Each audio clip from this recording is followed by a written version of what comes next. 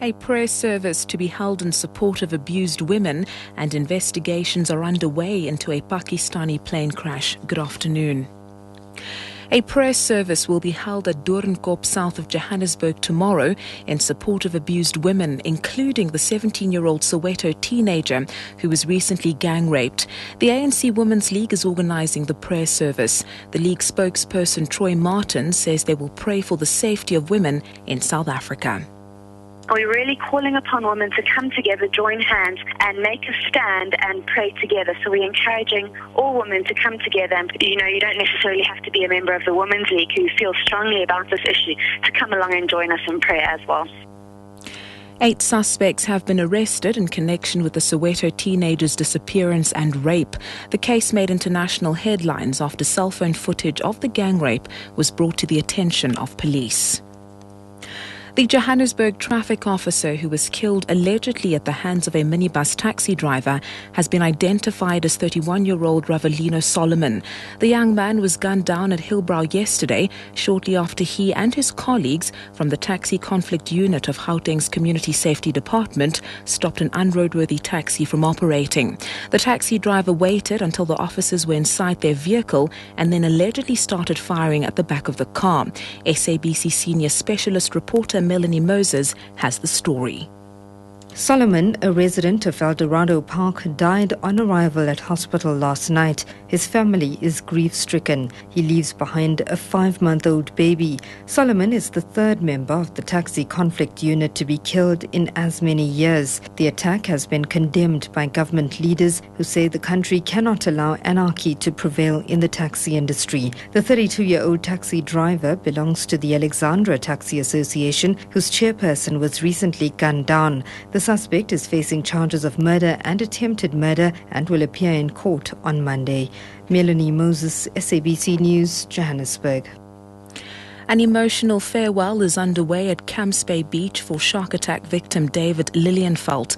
The 20-year-old Springbok bodyboarder died on Thursday. This after he was repeatedly attacked by a great white shark at Guchel Bay near Gordons Bay. About 200 young bodyboarders and surfers, as well as family and friends carrying flowers, have come out to pay tribute to an evidently loved Lilienfeld.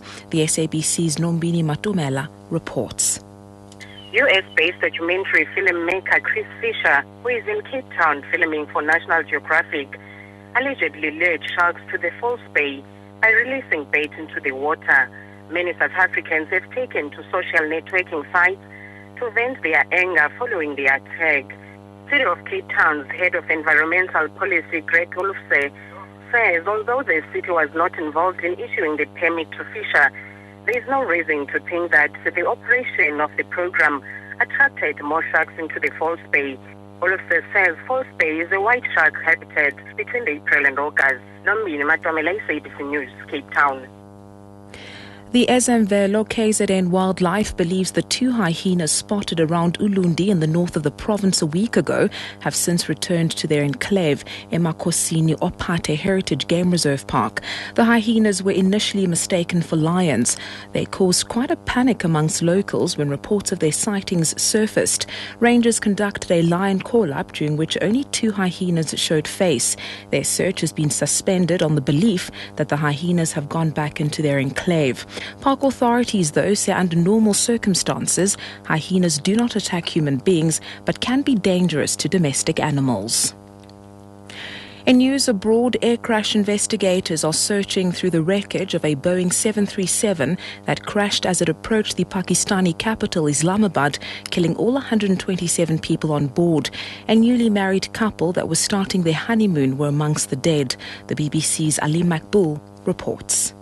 It's now been confirmed there were no survivors among the passengers and crew on board. More details are emerging about those killed. They included 11 children and a newly married couple starting their honeymoon. Rescue workers have been at the crash site throughout the night recovering bodies, but they've also managed to locate the plane's data recorder. The airline, Boja Air, insists it was a violent thunderstorm that brought the plane down, but there are those questioning the age and airworthiness of the aircraft. And back home, all 16 open water swimmers who started the Atlantic Dash from Clifton's Fourth Beach this morning have completed the inaugural race at 3 Anchor Bay in cold and misty conditions. It took place over a distance of 5.3 kilometers. The swimmers were not permitted to wear wetsuits. The organizer Theodore Jach, who himself is an experienced ultra-distance swimmer, says the race will in future be held twice a year. The winner was Philip Emsley in a time of 1 hour 15 minutes, and the ladies' winner was Emma Alsop in a time of 1 hour 21 minutes. Also a very quick time, probably due to the current that runs down the coast. The water averaged 12.5 degrees, and in the middle of the race it actually dropped to about 11. Taking a look at today's expected maximum temperatures: Pretoria 26, Johannesburg and Polokwane 25, Rustenburg 29, Cape Town 25, George 21, Port Elizabeth 23, Grahamstown 25, Durban 27, and Pietermaritzburg and Windhoek have a maximum of 26 degrees.